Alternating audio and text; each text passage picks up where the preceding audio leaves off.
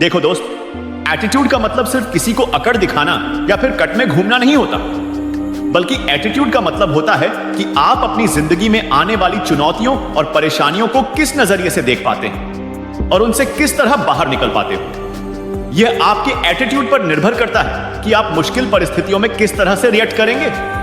वैसे तो प्रकृति की हर चीज हमें कुछ ना कुछ जरूर सिखाती है, उसके लिए बस सीखने वाला होना चाहिए। और इसी प्रकृति में एक ऐसा पक्षी भी मौजूद है जिसका एटीट्यूड बाकी पक्षियों से पूरी तरह अलग होता है, और उस पक्षी का नाम है बाज। और जितने लाइफ लेसन हमें एक बात से सीखने को मिलते हैं, उतने किसी भी पक्षी से सीखने को नहीं मिलते होंगे। जिस तरह एक शेर अलग एटीट्यूड की वजह से जंगल का राजा कहलाता है, उसी तरह एक बाज भी पक्षियों का राजा होता है। वैसे तो एक बात से हमें बहुत से लेसन सीखने को मिलते हैं, लेकिन इस वीडियो में हम केवल 5 मोस्ट इंपोर्टेंट लाइफ के बारे में जानने वाले हैं, जो कि हमें एक बात से सीखने को मिलते हैं। तो शुरू करते हैं इस वीडियो को। नंबर 1, अपनी जिंदगी को खुलकर जीना सीखो। एक बाज की पूरी जिंदगी ही बाकी पक्षियों की तुलना में सबसे कठिन होती है, लेकिन फिर भी एक बाज अपनी जिंदगी को खुलकर जीता है, बेखौफ होकर जीता है। जहां बाकी पक्षियों को यह डर सता रहा होता है कि कहीं कोई उनका शिकार न कर ले, लेकिन इस बाज को किसी का भी डर नहीं होता है।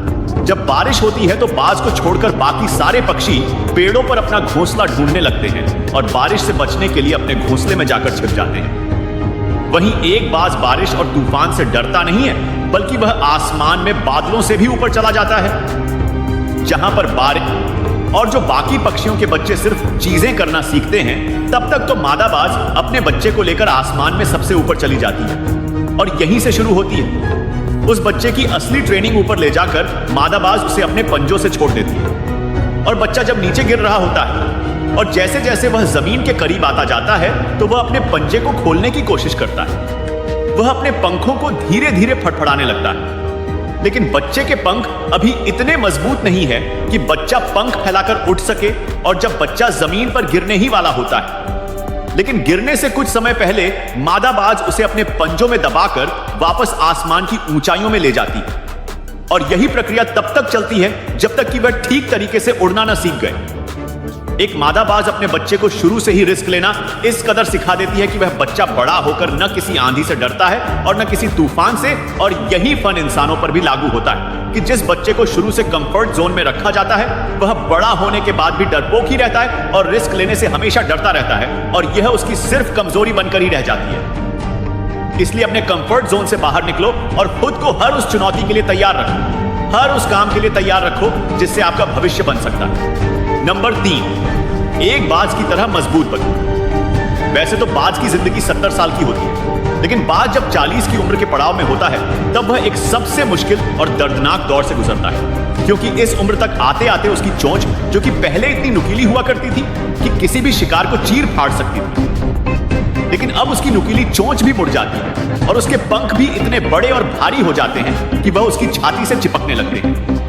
उस समय उसके पास 2 ऑप्शन होते हैं, या तो वह बिना कुछ किए ही एक जगह पर पड़ा रहे और अपनी जान दे दे, या फिर एक दर्दनाक दौर से गुजरकर एक नई जिंदगी की शुरुआत करे। लेकिन एक बाज उस दर्दनाक दौर से गुजरना पसंद करता है, क्योंकि यही वह वक्त होता है जब एक बाज को सबसे मजबूत बनने का अवसर प्राप्त होता है, और इसी वक्त में वह सबसे ज्यादा दर्द सहन करता है।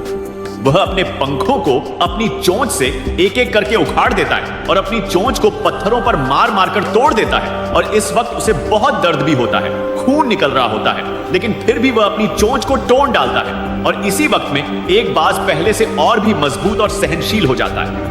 और फिर कुछ समय बाद जब उसके पंख और चोंच वापस से बढ़ जाते हैं, तो फिर एक बार फिर से आसमान में उड़ान भरता है। और दूसरी तरफ हम इंसान, जो कि छोटी मोटी मुश्किलों से ही हार मान लेते हैं और अपना हौसला खो देते हैं, और हम ज्यादातर उसी वक्त कोशिश करना छोड़ देते हैं जब हम सफलता के बहुत करीब होते हैं। नंबर 4, अपने लक्ष्य पर पूरा फोकस रखो। एकमात्र बाज ऐसा पक्षी होता है जो जल, जमीन और हवा तीनों में शिकार कर सकता है।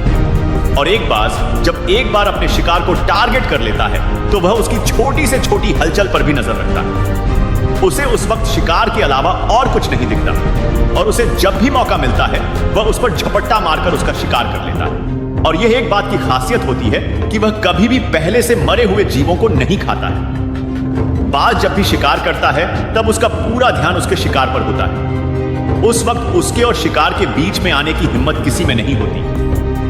वह अपने शिकार को किसी भी हाल में बचकर नहीं जाने देता। वह अपने शातिर दिमाग और तगड़े फोकस की वजह से शिकार कर लेता है। और यह एक लेसन में बाज से सीखने को मिलता है कि अपने लक्ष्य पर पूरा फोकस रखें और उसके लिए एक ऐसा प्लान तैयार करें, ऐसी स्ट्रैटेजी बनाओ जो कि एकदम सटीक हो और जिस पर आपको पूरा विश्वास हो कि अगर आप इस प्लानिंग से काम करोगे तो अपने लक्ष्य को हासिल कर ही लोगे। नंबर 5, सबसे इंपॉर्टेंट लेसन, अकेले चलना सीखो। एक बाज कभी भी बाकी पक्षियों की तरह झुंड में नहीं उड़ता और यह उसकी कोई कमजोरी नहीं होती, बल्कि यह उसकी ताकत होती है, क्योंकि यह बात शायद उसे भी पता है कि भीड़ आपका साथ तो दे देती है लेकिन आपसे आपका साहस छीन लेती है। एक बाज अपने से 10 गुना वजनी जीव का भी शिकार कर लेता है और जब बाज अकेला होता है तो उसकी हिम्मत। अगर आप इस वीडियो में यहां तक देख रहे हो तो इस वीडियो को लाइक और शेयर जरूर करें और अगर चैनल पर पहली बार आ रहे हो तो चैनल को सब्सक्राइब कर ले। मैं मिलता हूं आपसे एक नई वीडियो, तब तक के लिए जय हिंद, वंदे मातरम।